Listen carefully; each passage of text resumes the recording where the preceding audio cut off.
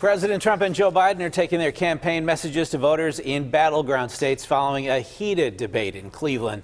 The two went at it, arguing over the economy, the response to the pandemic, and more. Now the president is in Minnesota for a fundraiser and campaign rally tonight. And today might be Joe Biden's most aggressive day on the campaign trail to date. He left Cleveland by train, making some stops in Ohio and then coming our way. His train rolled into Pittsburgh this afternoon, just one of several stops in PA. Political editor Jon Delano got the chance to ride along with Biden. He joins us now live with Biden's message the day after the debate. John.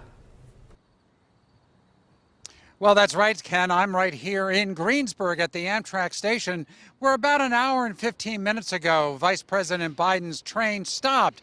The vice president got off at this train stop, ended up busing from here to Latrobe, picking up the train again, where he's going to end up in Johnstown later this evening. We had the chance to ride the train. Let's take a look.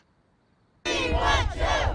We want you! An enthusiastic crowd of perhaps 300 supporters greeted former Vice President Biden as his train pulled into the Amtrak station in Greensburg.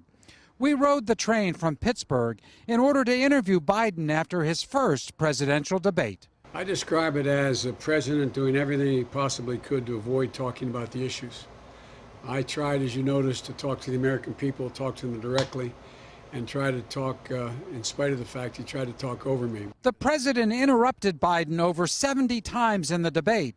But as I said to Biden, you did call the president a, quote, fool, liar, clown, racist, Putin's puppy, and the worst president America has ever had, and you told him to shut up.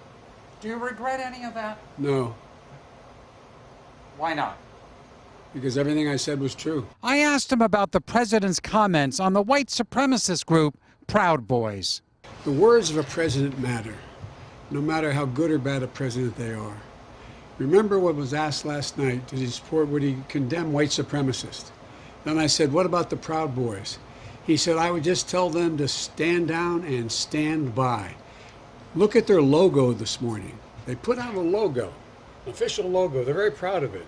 Said the Proud Boys, stand down but stand by.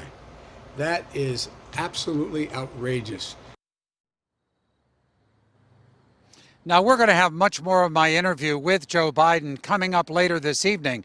I asked him about another comment that he made here in Pittsburgh just a short time ago, in which he basically said that Donald Trump had made false promises and lies to the people of Western Pennsylvania. We'll have more of that coming up a little bit later. I should also note that Dr. Jill Biden was here in Greensburg.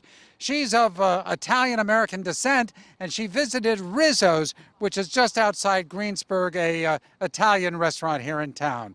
So reporting live from Greensburg, I'm Jon Delano, KDKA News.